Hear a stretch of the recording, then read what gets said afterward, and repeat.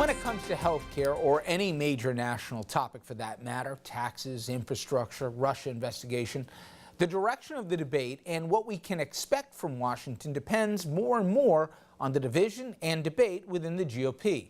The party's most conservative members are often at odds with the more moderate ones. And as we saw with the health care in the House and now again in the Senate, getting Republicans to agree on a policy goes a long way to deciding what gets done and what does not. So today, we caught up with former Republican Congressman Chris Gibson, who for the 6 years he served in Congress was considered among the GOP's most moderate members. And his successor in New York's 19th District, John Faso, finds himself at the heart of the health care debate and taking lots of heat for it, too.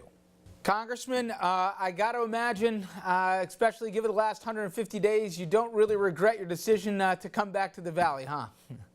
Well, look, I've always believed in the philosophy that you grow right where you're planted. And for me, that means right now teaching at Williams College. I'm writing. I got a book coming out on the 3rd of October called Rally Point. And it means enjoying family. So, look, when it was my time to serve in the Congress, I gave it my very best shot. When it was my time to serve in Iraq, I gave it my very best shot. So there is a time for all of these seasons. To that end, the season in Washington right now is a struggle over, among other things, health care and what to do. You obviously saw the version that came out of the House. What did you think about it, and would you have given it your support?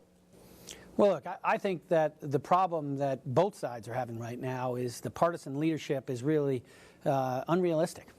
Partisan Dems think that somehow this current system is going to be sustainable, when in fact we're seeing already an increase from 7% to 32%, the number of counties in the country that only have one provider. In fact, some counties in Missouri now have none. And why that's so important is we put the weight of law. The law says if you don't buy the insurance, you're in contravention of the law.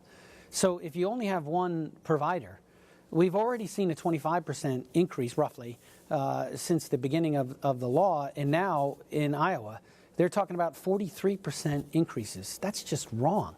And on the other hand, for Republicans to think that this is going to be replaced with only Republican votes, that's not sustainable. It's not realistic.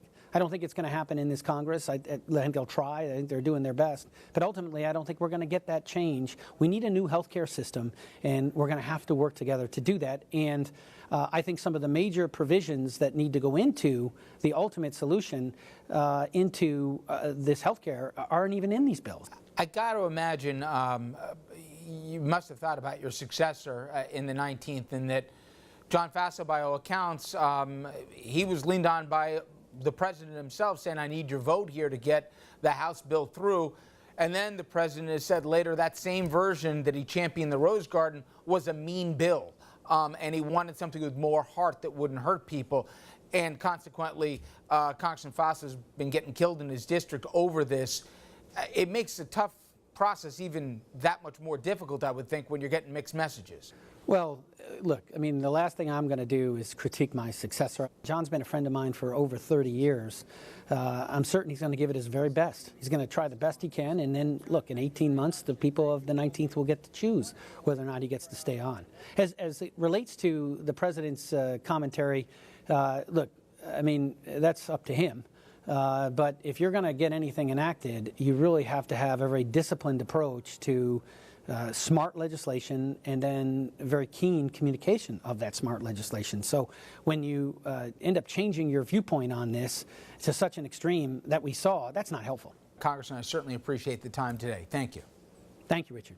And coming up next, legislative session, it's wrapped up in Albany. So what got done and what didn't? Well, plenty of both. The MTA, they got a new chairman, but lawmakers, at least one of our panelists is asking, why didn't Governor Cuomo do more on a host of unresolved issues? We'll get into that after this.